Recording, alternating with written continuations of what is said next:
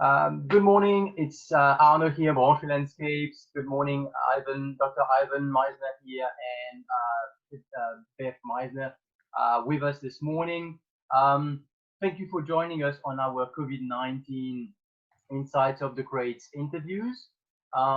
So you were part of our book, Gardens of the Greats, not a long time ago, a year and a half ago. So it is wonderful to have you back with us and sharing this time your insights on the COVID-19 situation. So you've been through hard times, real hard times, including your health, recessions, and other hard times. How did you manage it? Well, from my perspective, and I'd love to hear Elizabeth's perspective on this too, but from my perspective, we've been through multiple recessions. As you know, both Elizabeth and I have been diagnosed with cancer in the past. We're both in remission, very healthy. So, we've gone through challenges. This is a unique one. This is a very unique challenge, and it's one that I haven't experienced before, where literally the entire world is basically shut down. I've seen pieces of that when, an earthquake in LA, tsunami in Japan, a hurricane in New Orleans. So I've seen it regionally, but this is the biggest shutdown I've seen in my entire life. So it's been interesting. I have a perspective of 55 years of life. Still feel pretty young, but the one thing I keep holding on to is that everything is changing. This isn't going to stay this way. I'm studying and training in Qigong, which is an ancient Chinese practice, and there's a very, very old term that's called anicca, and anicca means everything is always changing. It's always been this way. Things have come in and then they go out, they pass through. So when these challenging times come, my attitude is let it pass through. Don't hold on to it. Don't get too caught up in the drama of the challenge, but allow it to pass through. And remember, anicca, everything's always changing. I wouldn't mind adding one thing to that, because I think that's a great attitude. And I think from a business perspective, it's also important to learn that you got to be able to make changes in the business.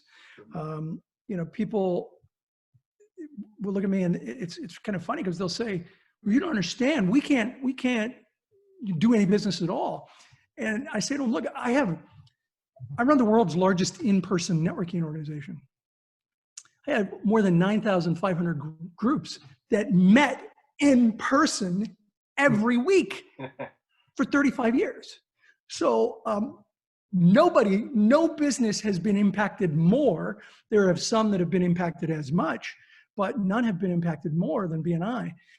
And what I think is important is that you need to mentally prepare yourself to look for opportunities in the midst of a crisis. And what we did in a matter of weeks was we flipped 9,500 in-person meetings to online meetings.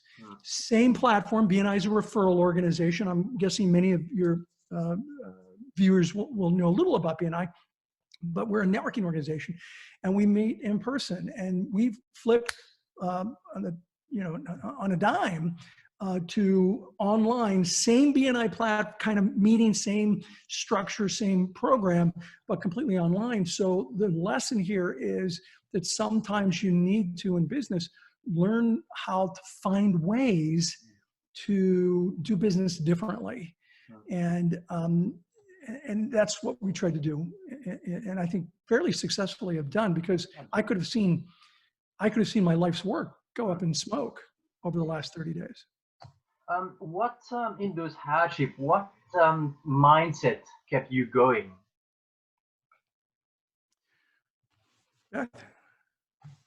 Well, the mindset that I hold on to is just being positive, looking for the silver lining. Ivan will tell you, I am the quintessential optimist. For every negative thing that's thrown at me, I'm going to turn it around and find the gift and the blessing in it. And I know what Ivan's is. It's your turn now, honey. Well, you probably do know. So I'm not the eternal optimist, but I believe that you need to look for solutions. So, and I believe that you need to make the best out of things. So if you don't have a solution, we came up with a solution, and that was good. But if some of you are saying, well, I don't have a solution, then the solution then would be make the best use of the time that you have. Because one of the biggest complaints I had before from business people was, I don't have time to network. Well, you have plenty of time now. So, rather than sit there and watch television for 10 hours a day, especially, watching the news. I see people who are watching the news and they're obsessed with how bad things are. It's the worst thing to do. Instead, what they should be doing is pouring into themselves. Microdose on the news. Yeah, microdose the news. That's 5 minutes, right? That's all you need. Yeah. Well, and I don't watch the news much. I read the news on apps, not Facebook, but on news apps. So I can pick and choose what I want to look at and not get totally obsessed with all the negativity that's going on, but know what's going on and then look for solutions. And if you don't have a solution for your business at the moment, you should be pouring into yourself and you should be working on your network, going deep with your network rather than throwing a pity party. I know people who are throwing a pity party, and I'm here to tell you, it doesn't help. I've thrown them for myself. And when it's over, you're in the same situation, but you feel worse. Yeah. So no pity party. And we've touched on that before with your meditation, Beth, but what are your coping mechanisms to stay healthy, both physically and mentally, at the moment during this lockdown? So the thing that I'm doing, and I tend to do this most of the time whenever I have a health crisis or an issue with one of my kids, is I purposefully look for things to make me feel joy, to just for the sheer love of doing it or being that way, laughing, dancing. Right now I'm playing Animal Crossing. I downloaded the digital code for Animal Crossings, and I'm doing this because I can engage with my children. Yeah, I've got as characters in the game. I've got 3 kids that we're visiting each other, hanging out, making each other laugh. And it seems like my second childhood. It's so silly for me to sit and spend an hour doing Animal Crossing, but it's bringing me joy. And that, whatever I do that brings me joy, stimulates my immune function, which is ultimately going to help me be in a stronger place if I do contract any type of a virus. So just purposefully finding things that make me feel joy. Yeah, I don't think I could answer any better than that. That's, you got to find. And you're part of it, honey. Yeah. You got to find what you enjoy doing. I love watching movies. I like watching certain TV shows. And so we're certainly spending some time doing that. But to be honest with you, I'm still working every day. Yeah. Doing things like this, interviews and writing, and I'm looking at educational videos and webinars, particularly on networking. So I'm pouring into myself and working from home, doing a lot of face-to-face, digital face-to-face, online face-to-face. No social distancing for you. Well, yeah, I don't like the term social distancing. Yeah. It's physical distancing. That's right. But you got to stay socially connected. So right before I came on to this, I just did a one-to-one meeting with one of the co-authors of a book I did years ago, Hazel Walker. And we just spoke for about a half hour about some stuff. And it was great to see her and talk to her. And it's almost not quite as good as in person, but it does in this kind of environment. Thank goodness this happened today rather than 35 years ago. Yeah, absolutely. Yes, absolutely. Because 35 years ago, really isolated. We would have been totally isolated. No internet. It cost, the second largest line item in my budget for BNI was the phone bill. Phone expenses were incredibly high. Long distance calls cost a ton of money. And so today we can do stuff like this for virtually free all around the world. So there are silver linings to it happening now versus 35 years ago. What is a typical day at the moment? What does a typical day look like at the moment for you during this lockdown from start to finish? You know, Did you say during the slowdown? It doesn't feel like a slowdown for us because we already have such a digital life and a digital footprint. Yeah. We typically get up together. Ivan will go and exercise, and I will go into the kitchen and get things prepared for breakfast. Sometimes we'll cook breakfast together.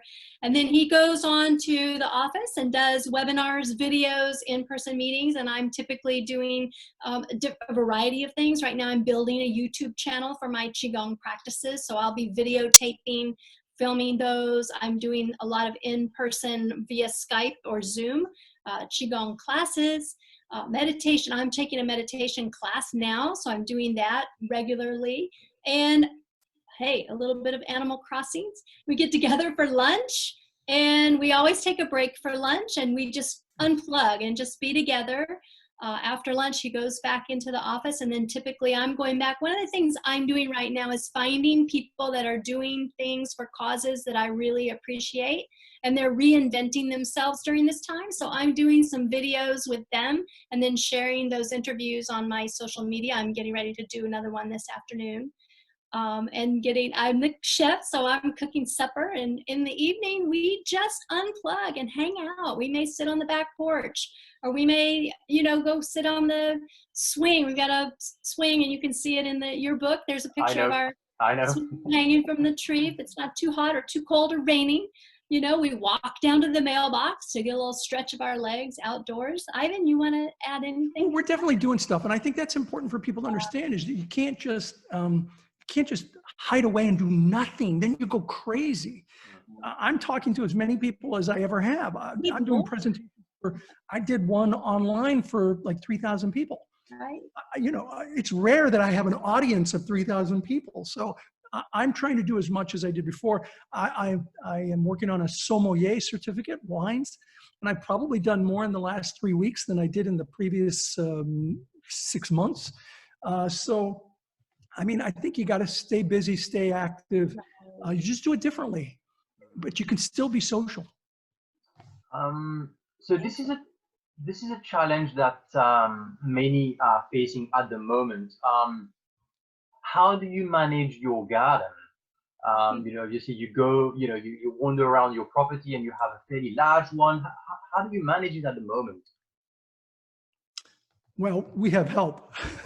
Yeah, the beauty is the land is That's great. Yeah, that's considered essential. So we still have our guy. But I'll tell you what, in the spring, we really let the yard go, and we let the field become a field. It's no longer, looking like a golf course, because in Texas, we have this amazing spring bloom of wildflowers. Yeah. And so our field doesn't require any mowing or yard work there. And the beauty of this is right now, the deer are getting ready to have their babies. Of course. And the bluebonnets that we have are the perfect place for them to secret their little babies away. And so I'm just waiting every day to see those little fawn curled up in my bluebonnet. It's going to be so awesome. But there's not a whole lot of work that we have to do. We do have some issues in the spring with the oak trees bloom, and the pollen stems go everywhere, and they really, Ivan's down there emptying out the pool skimmer 2 or 3 times a day, and the guy will come and clean, and he'll use the blower to blow all the leaves, and by the time we get ready to go to bed at night, there's a whole bunch more leaves. We just let it go. It's that time of year, yeah. Let it do what it's going to do. So it's a good timing, for this to be where I mentioned that I go to the office, but she was talking about the office at the house. Yeah. This is my home office. And my commute is 52 steps from my house. So. In his little house, and I'm up in the main house. So. Right. And he's got the best view. He really does. How do you find comfort at the moment in your garden? Especially during this confined, time where your environment is much smaller. How do you use your space at the moment? Well, I think Beth sent you a couple of photos of the bluebonnets. I don't know if it was the eye level photos or the drone, but one of the things that we've done is we took the drone up so that we could really see the fields of bluebonnets. Loves me. And we've really enjoyed that. And I think it's my cover sheet on my Facebook page right now is a picture of the bluebonnets at our house. So I think that's one of the ways. And we sit out usually a couple of times a week, either on my balcony here at the office or upstairs. We have wine o'clock and look at our land and look at the beautiful flowers. The time of year is almost perfect for this because the view is just incredible. Yeah, and you know, I'm very cognizant with the 5 elements with Qigong and traditional Chinese medicine that spring is very much related to the wood element, and the trees are just so beautiful and so green and leafed out. So I do like to commune with the trees. I like to be around them and feel their love. We had a contractor, this was like a year ago. Tell a story on me. Yeah, I am. He drove up and Elizabeth was out front, literally hugging a tree. She was hugging a tree, and the contractor with cancer, and I was standing there really feeling the energy of the tree pouring into me from the branches above down to the roots, and this flow of energy that was happening through my body. And when I finished, I just hugged the tree, and here he came down the driveway. The contractor was like, okay. He has to be from California, right? So I can't say I've hugged too many trees, but it's fun to watch her do it. You know what I see Ivan doing is getting the binoculars, and he's looking in the field, because not only do we have bluebonnets, which are predominant right now, but we have little bitty burgundy flowers called wine cup, and there are evening primrose, and there's some Mexican hat flowers, and he's like, oh honey, I see the burgundy ones, I see the yellow ones. So, well, and from my office. Oh.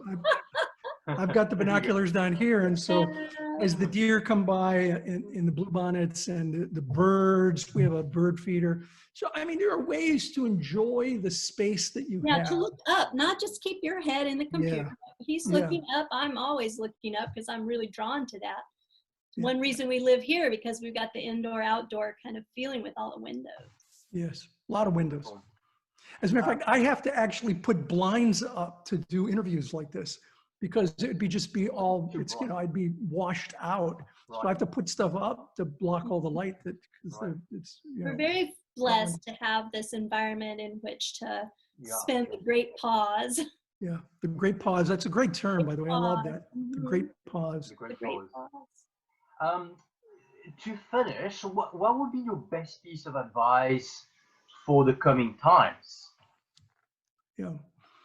So I think the key is, and I talked about it briefly, the solutions. You got to look for solutions in your life.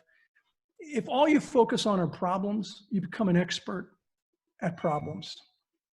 But what you have to do is focus on solutions. Focus on the opportunities that are there. And there are opportunities. I don't know what the future holds, but I do know we can influence it. We can influence how we respond. We can influence how we react. We can influence the life we have. And I see people who, you know, I try to post very positive things on my Facebook page and on my blog. And I get some people who are, they're absolutely determined to be negative. And I'll post something positive like that. You don't know what the future holds, but you know that you can't influence it. And they'll say, well, you don't understand. I understand. I understand. I also understand that it's about attitude, and that you have to look for opportunities and solutions rather than just obsess over the problems, because the problems will be there no matter what you do. So you might as well find ways to work through it, around it, over it, under it, or go with it, as Beth said. Excellent. So my advice is very, very similar. Interestingly enough, I would say to just give yourself permission, no matter what's happening in your life, to feel happy, to feel joyful without guilt. Sometimes during the day, because you have to give your system the breaks. A little break here and there from the stress, from the fear, from the worry and the anxiety, to just breathe and feel happy and let yourself experience joy. It's so important, and don't feel guilty about it. I mean, I even asked Ivan, I said, you know, I woke up this morning just beaming. I didn't even get up yet. I was laying there just, I feel almost guilty because I know it's not this easy for so many other people. Yeah. But I have worries and I have anxieties and stresses too. Don't kid yourself, and so it's very important to give myself, and I would just encourage all of you to give yourself permission to be happy. Little breaks, have happiness breaks. Yeah. What's happening is dire, it's very serious, and we may have loved ones in our lives that aren't pulling through, and we've been touched by the pain of it. But through that, you have to give yourself breaks and be able to breathe and be happy and laugh at something, be joyful. And the issue of physical distancing versus social distancing, I think it's so important. You can't go out to the world, but you can bring the world to you now. Yeah. And so bring the world to you. Find ways to connect with people in ways that maybe you didn't do as much before. But there's no reason why you can't stay connected to your network. Absolutely. Well, Ivan, Beth, thank you very much for your valuable insights. That was fantastic talking to you this morning. And if you want to discover your garden, please feel free to go on our website, entrelandscapes.com, where you can see our book, Gardens of the Greats, and Ivan's and Beth's garden. Wonderful garden. Thank you. And we love that book, by the way. It's a fantastic book. If your viewers haven't seen that book, they got to go out and buy it. Wonderful. Wonderful. Well, thank you very much, both. That was wonderful talking to you. Thank you, Arnaud. Thank you so much. Bye-bye.